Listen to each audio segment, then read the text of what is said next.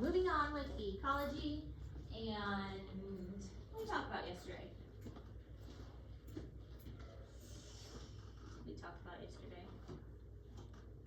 Oh, that's right. We ended up with like GMOs and bottleneck genes and artificial selection and that kind of stuff. So we will talk about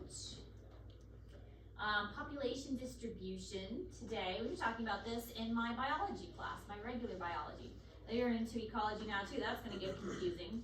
I'll be like, what did I talk about in my biology class, and what did I talk about with you guys? Because this is exactly what we talked about with them today.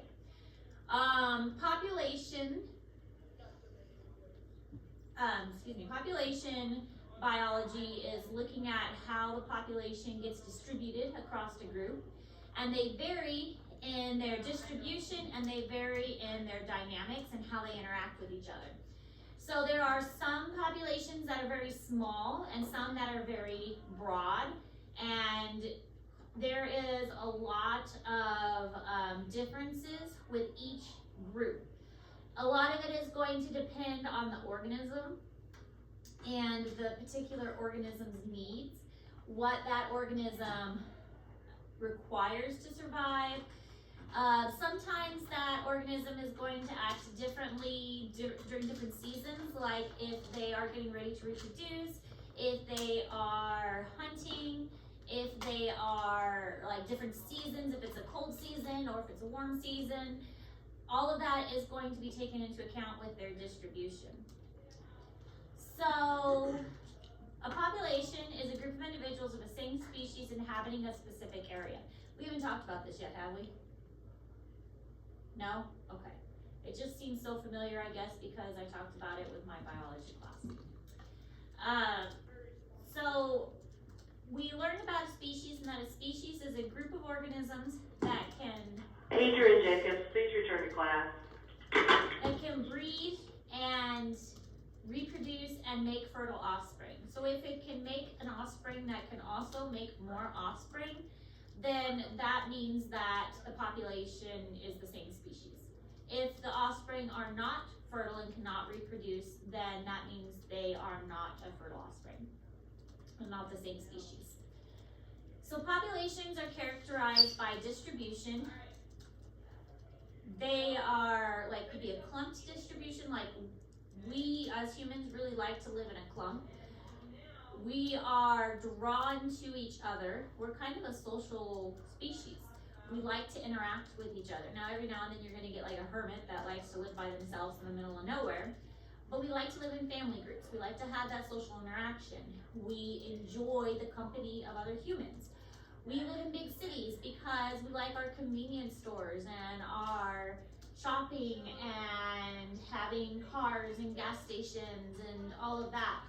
So we typically live in a city that has other people nearby. So we can go to school and we can go to colleges and we can have jobs.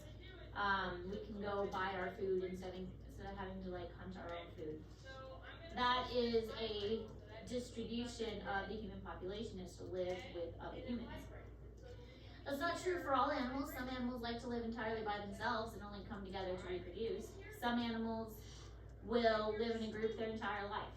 And it's not always true for animals. I mean, some plants require groups of plants in order to reproduce. It really just depends. Patterns and spacings of individuals, abundance is how many, and density is how packed tightly they are together.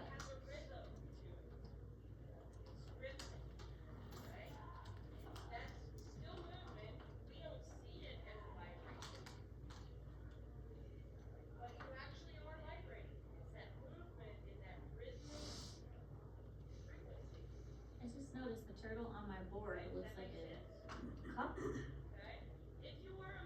Cup turtle? Interesting.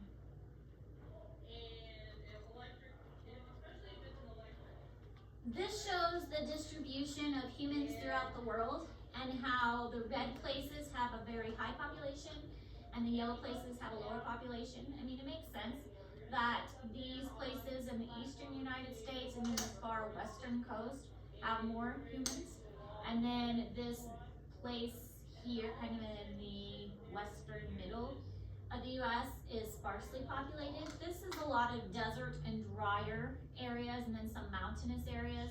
So it is going to be a little bit less populated.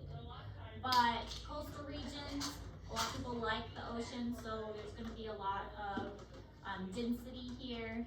And then there's anything red represents a really high concentration.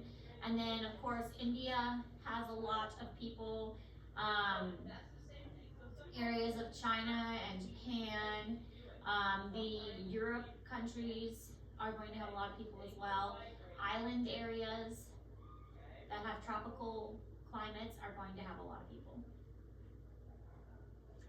So the environment limits the geographic distribution of a species. If you have a bigger area, there's more space for more organisms. But if you have a tiny area, there's just not so much room. You're limited by the surroundings that you have. Islands can't support as many organisms, whether it's plants or animals. They just don't have the room. Bigger land masses can support more people. A small lake can't support as much as the ocean can. It's limited based on the resources and based on the geographic range. The compensation, regulating body temperature, water content, etc., requires energy. So whatever energy requirements is needed, there's got to be resources that can be acquired to meet those needs. No single species can tolerate the full range of Earth's environment. So even humans, we can't tolerate all of Earth's ranges of environments without help. We need coats and jackets or whatever to survive all of the environments that the Earth throws at us. We can't go from the extreme hot of the desert to the extreme cold of the Antarctic without assistance.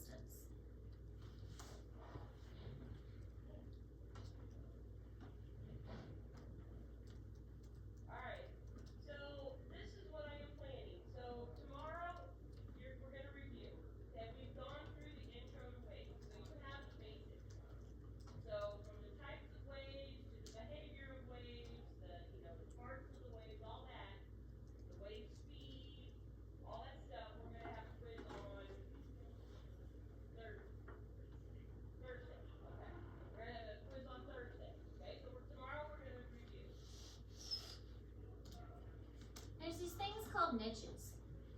Niches are how an animal or plant specifically fits into its habitat. A habitat is the animal's home, where the animal lives. And a niche is basically the animal's job that it performs for that particular habitat. What the animal does, how it contributes to that environment. The niche is developed, the idea was developed independently by this guy, Grinnell and Elton. They both came up with the idea on their own, and they kind of later on realized that, hey, you know, we're both thinking the same thing here. And Grinnell focused more on the effects of the physical environment, and Elton looked at the biotic and abiotic factors. So one was more this is the environment, and the other was looking at the living and the non-living parts. But a niche is like, you might have heard somebody said, oh, that person found their niche. They found where they belong.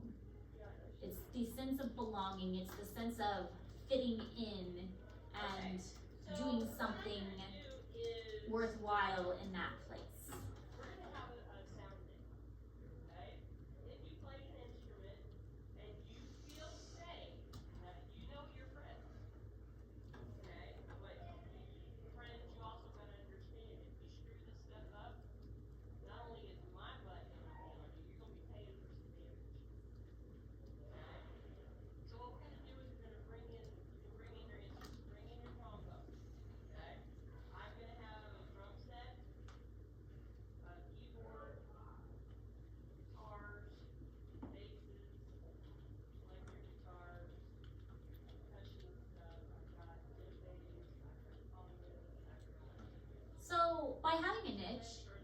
allows animals to help the environment in different ways, and it allows each animal to survive in the same habitat without kind of running into each other or over occupying an area. So an organism's habitat is its address, while the niche is its occupation, and they live in different areas of that same habitat. So these animals all live along a pond or lake, but the flamingo is kind of working the deeper area, whereas the mallard or the duck is a little bit more shallow. This is an avocet. An avocet is right here along the edge. Then we've got this type of shorebird, and then we have, I think that's a killdeer, and they're right on the shore, just right next to it. So each one is a little bit different, and it has its own role to play. They're not overlapping too terribly much. If they were all in the same area, then they'd be competing for the same resources. But because they've all got a little bit of a different area, they're all able to coexist peacefully. So here's an example of a niche. You don't have to write this down, it's just an example. They found that a close relationship between climate and distribution in 3 largest kangaroos in Australia, the eastern grey, the western grey, and the red kangaroo. They all live in just kind of a little bit of a different place. The eastern grey is in the eastern 1/3, the western grey is in the southern and western, and then the red is in the semi-arid interior. All 3 of these are in slightly different areas. And because they're all in slightly different areas, they're all going to be able to coexist peacefully. They're overlapping just a tiny bit, but not enough to significantly impede on each other's territories. So this shows kind of where they're all located. So there is going to be a little bit of overlap, like this one is going to overlap just a little, this one's going to overlap a little, but overall there's enough differences between them that you're not going to really run into much trouble with resources or anything like that. Now, limited distribution may be due to things such as food production, water supply, habitat, parasites. There's a lot that goes into how an organism gets distributed and where they're going to live. The type of food that they eat, the water supply. In Africa, they have what's called a rainy season. And they have these monsoons that come through with significant rainfalls. And so the animals are going to migrate and follow these monsoons. And they basically just follow the rain pattern. As the rain falls in one area and then moves on to another area, they follow this rainy season around, and that's going to assist them to survive. So if they just stayed in the same spot, they wouldn't have enough water, so they migrate to follow the water. So that's going to help with their distribution. And also in a desert, you're going to find a clumped distribution around a water supply. So it's going to have a lot of animals around that one oasis, whereas further in the desert, you're not going to find as much animals. The habitat itself, if the habitat has a lot of abundance of different kinds of things, then it's going to be able to support other animals and plants as well. Parasites, pathogens, competitors, the more animals in an area, the more of those you're going to have. You're going to have a lot of parasites if you have a lot of animals closely packed together.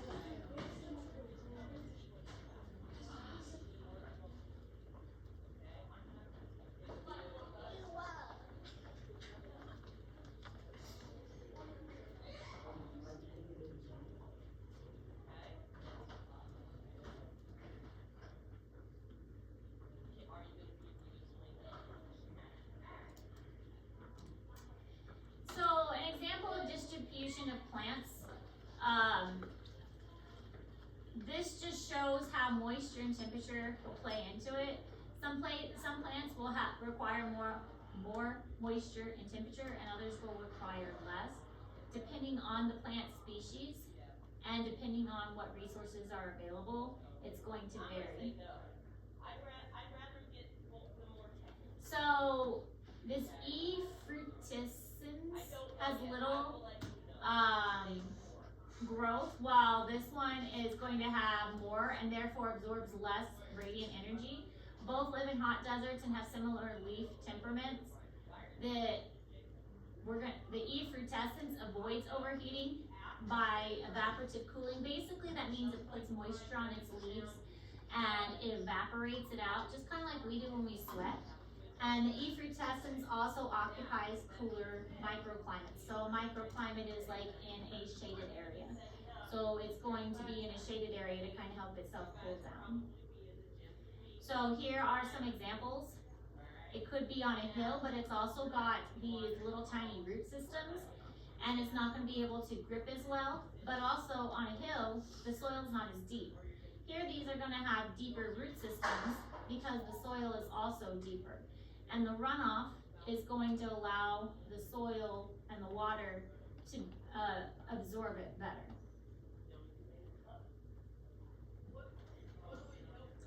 All right, so distribution patterns in general. You can map the distribution of a species showing the presence or absence of a species. Animals and plants will be distributed in many different ways. And you can look at different animals and plants and kind of determine how they're distributed based on the particular needs. Distribution patterns observed is affected by the scale at which a population is studied. If you're just looking at it at a small scale, you're not going to be able to observe much. But if you look at it at a really big scale, you get a better overall picture of how the population is distributed. Like with those maps we looked at of the world, you can get an idea of how humans are distributed when you look at the world as a whole. But if you were to just look at, a very small section, it's not going to give you a good idea. The bigger picture you can get, the better representation you're going to get. That's why bigger sample sizes in general are helpful.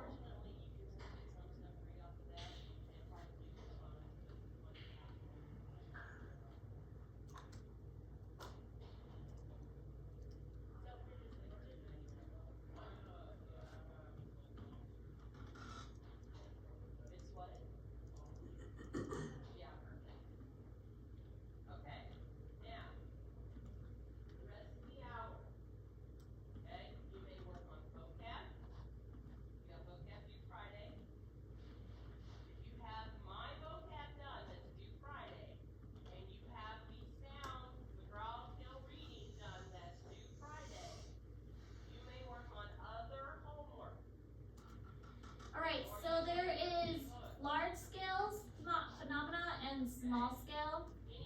As the name would suggest, large scale covers a large area, small scale covers a small area. Large scale is more substantial and small scale is not quite as significant. And when we're looking at these changes, we can see what's called regular, clumped, or random. Regular could also be known as uniform. Regular or uniform, you might see that either way. But regular and uniform mean the same thing. So random, regular, or uniform, or clumped.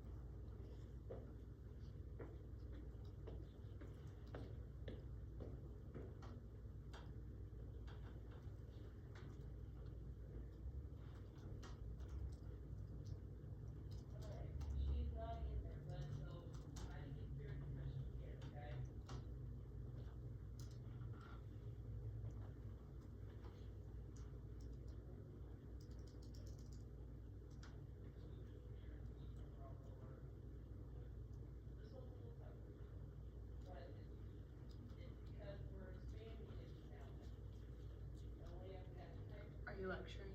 Mm-hmm. Okay. It's just too. When I open the crash course assignment, it has Samantha's paper attached.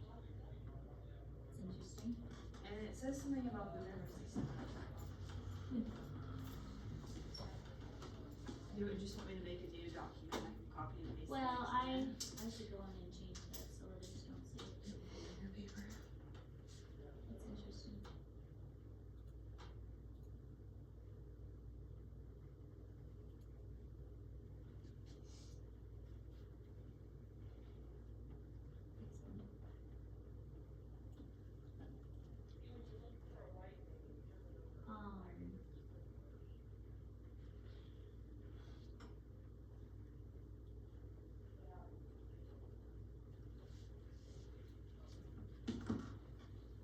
Okay, it should be done now. If I change the original, it should change yours. I'll try Like and refresh reopen it. I'm trying now.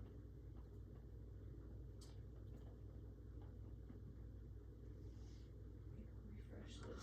Yeah. I know, so.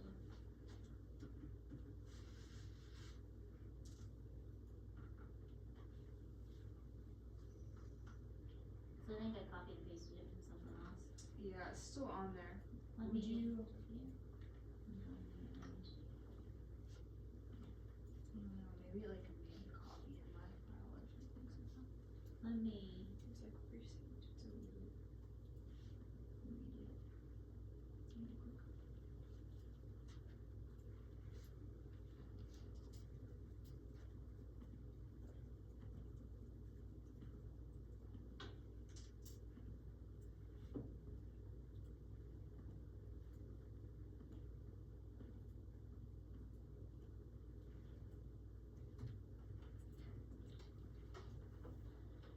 Oh, yeah, now it's. Well, I'm changing. I'm just rebuilding it. Rebuilding the whole assignment. It doesn't take long for me to rebuild the whole assignment. This is cool. See if that works. Thanks. It should be fixed now.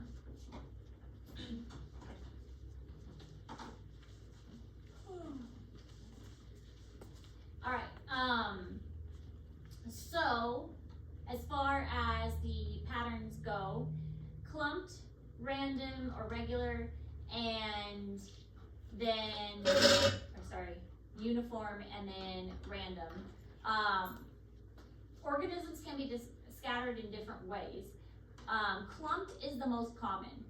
Organisms are usually scattered in the clumped distribution pattern, and clumped is the one that is most common in nature.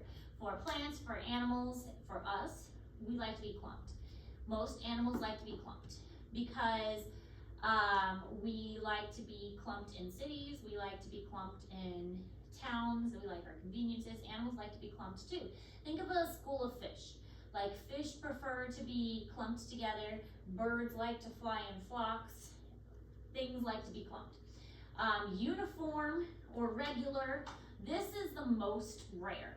It is very rare that you're going to find animals and plants that space themselves out in an even pattern, where they are spaced evenly together. That's a very rare thing to see. Now, you do see it occasionally, if you think of like birds on a power line, how they space themselves out evenly, or birds that are breeding and they have their nests spaced out. That is a few of the times you will see regular or uniform. And then you have random. Random is kind of the middle ground. It's not super common, but it's not super rare either. It's kind of in the middle. Imagine taking a dandelion and blowing the dandelion seeds into the wind. That's random. Or spiders in a forest. Spiders don't care where they go, they just go in the forest. So that one would be an example of random too. So random is kind of in the middle. And here's another example. Clumped distribution, again, is the most common. Uniform, pretty rare. And then the random distribution is kind of in the middle. This is probably going to be a question on your test. What are the different distribution patterns and which one is the most common? So clumped is the most common, uniform, most rare, random, kind of in the middle. This just talks about kind of what I mentioned, that shrubs can be clumped, and then as they get bigger, some of them will start to die off because they want to have a little bit more space. It eventually creates a regular distribution pattern. You need to write that down. So they start off clumped because they drop the seeds next to them, but eventually they'll start to make a more kind of random pattern over time. So the seeds will originally start off clumped, and then they start to kind of produce a toxin that will kill off the other ones around it, and eventually they become a more regular pattern over time. Bird populations across North America show a clumped distribution. Birds are going to fly in flocks because it helps to protect them. When a predator tries to eat a bird, they see all these other birds flying around like randomly around their faces, and that is going to throw a predator off. A predator will try and focus on one bird, but then they get distracted by the other bird that's next to them, and then they get distracted by another bird, and it's very hard for them to hunt. Not only that, when you're in a large group, it's more likely that your neighbor is going to get eaten than you are going to get eaten. So it's safety in number kind of thing. It's a protection method. So birds are, and same thing with fish or any animal really that travels in a large herd. It's a safety in numbers, and the large number confuses a predator.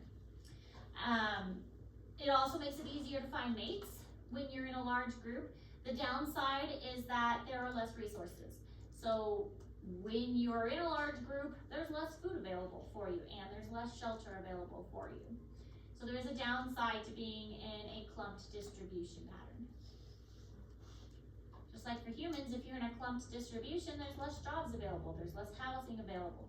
There's more diseases available if you're in a large group too. Diseases spread much easier when you're in a large group. That's why we have cold and flu season. Shove everybody in the same high school, and everybody touches the same surfaces, everybody's gonna get sick.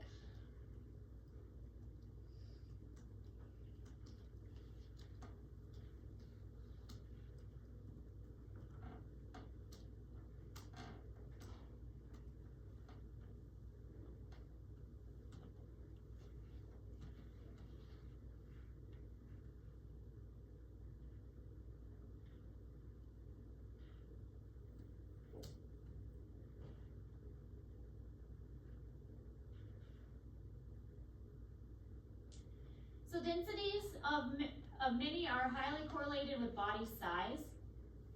The smaller the organisms, or plants or animals, they're usually more likely to live at higher population densities, and the larger animals are more likely to live at like less densities.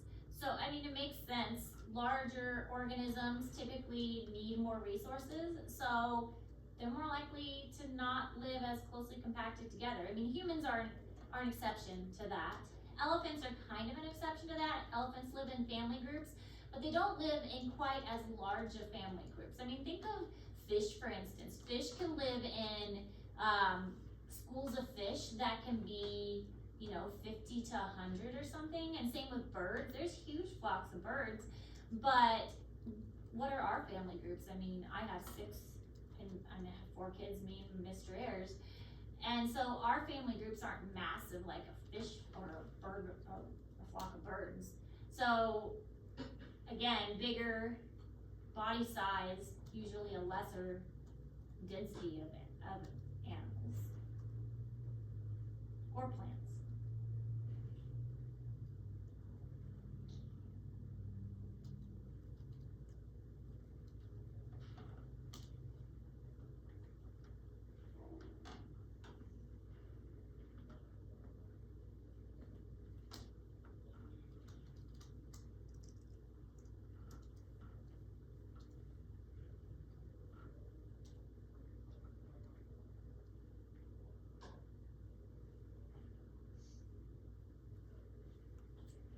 And this shows the same thing, the population density and body size. So the larger the animal, the less dense, and the smaller the animal, the more dense.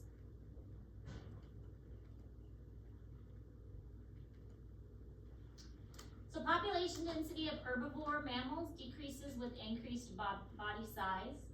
Aquatic invertebrates tend to have higher densities than terrestrial invertebrates, and mammals tend to have higher population densities than birds. So birds are kind of the ones that are going to be in the larger groups. And it makes sense again, flocks of birds.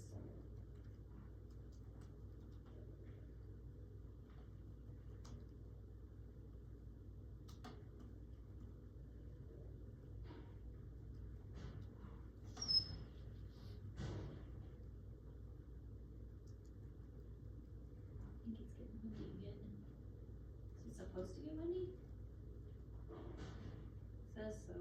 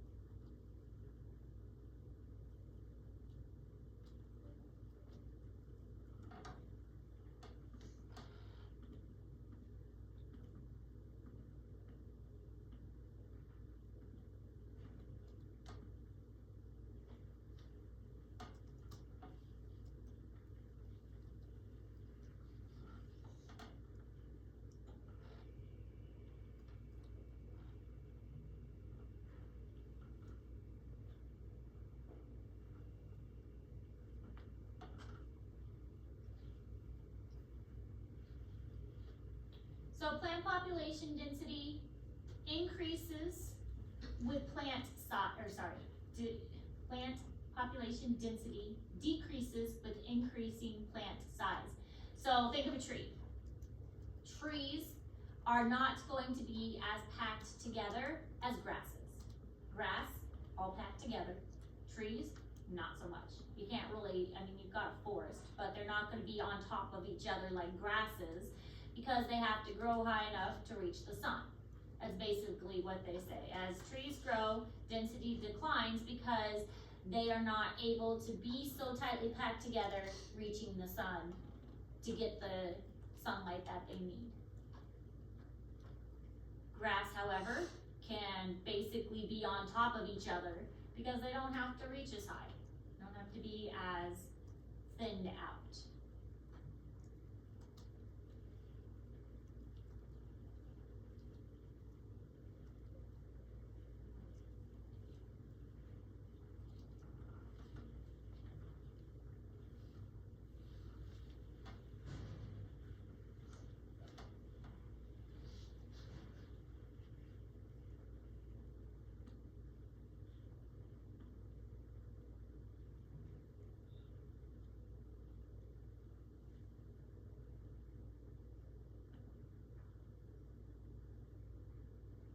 Let's see how much is left.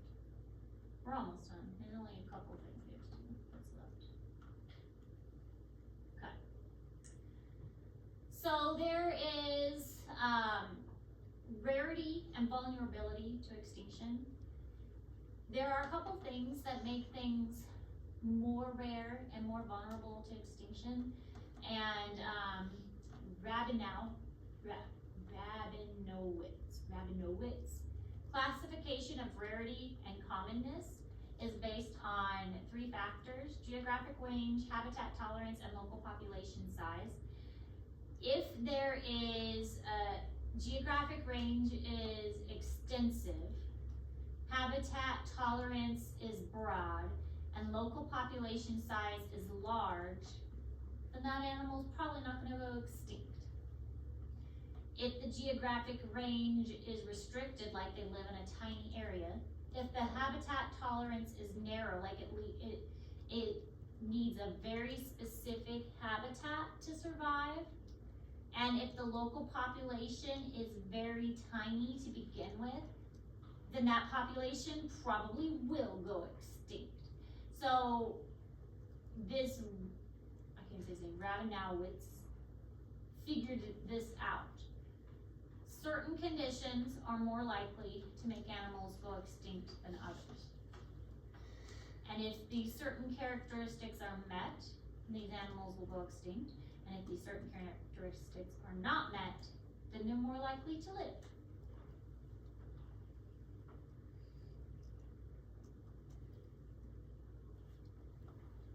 Large ranges, broad habitat tolerances, they can live in the city like a raccoon, they can dig through your trash, they can go out into a forest. That's a habitat tolerance that's broad. And they have a big population like a raccoon. And they have a big geographic range like all across North America like a raccoon. Raccoons are not going to go extinct. They are very adaptable animals. At least they're not going extinct yet. Same thing with opossums. They are pretty good at adapting to all those things.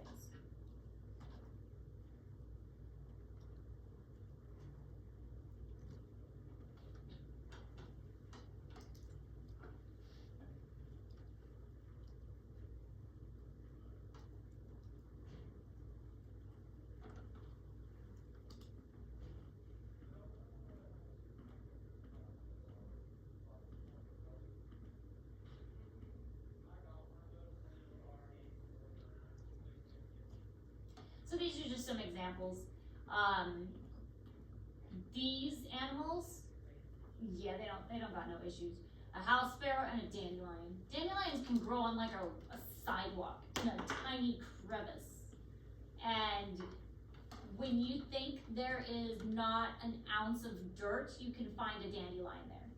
Because they have zero issue growing in the most random places. So dandelions, there's not a concern there. I didn't take 10 minutes. She had to print out some missing people. That's okay. I'm sorry. That's okay. I'm gonna jump notes. We're talking about what are characteristics for things that could possibly go extinct. And how dandelions could grow in a tiny crevice and still survive. That's cool. Well, we've seen them do that. So they're most likely not gonna go extinct. Whereas like a gorilla, they require a lot of very specific characteristics, like a specific habitat and specific location. So that's why they are endangered, because they require too much. So there's a strong positive correlation between size of geographic range and size of population for most organisms. The bigger the range, the bigger the population size. If they need a big range, then they have a bigger population size for the most part. We are a good example of that. We have a big range and we typically have a big population size too.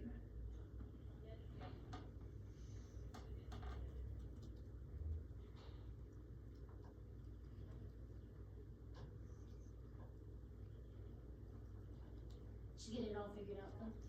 Nope. Nope. She kicked me out for a meeting. Well, darn it. Yeah, I'm not gonna be here tomorrow to help out, so.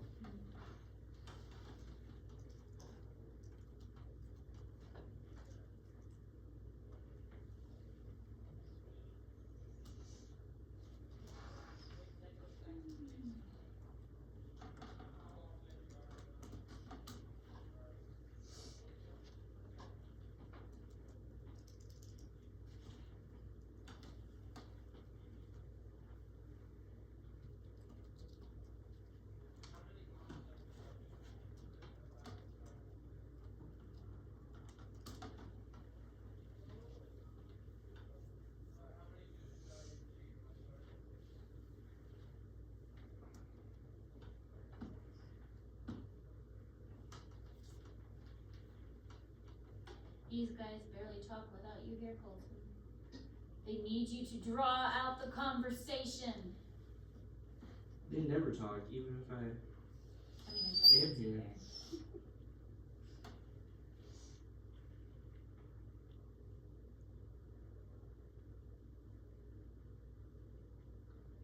Sometimes they talk. It's more fun if they talk though.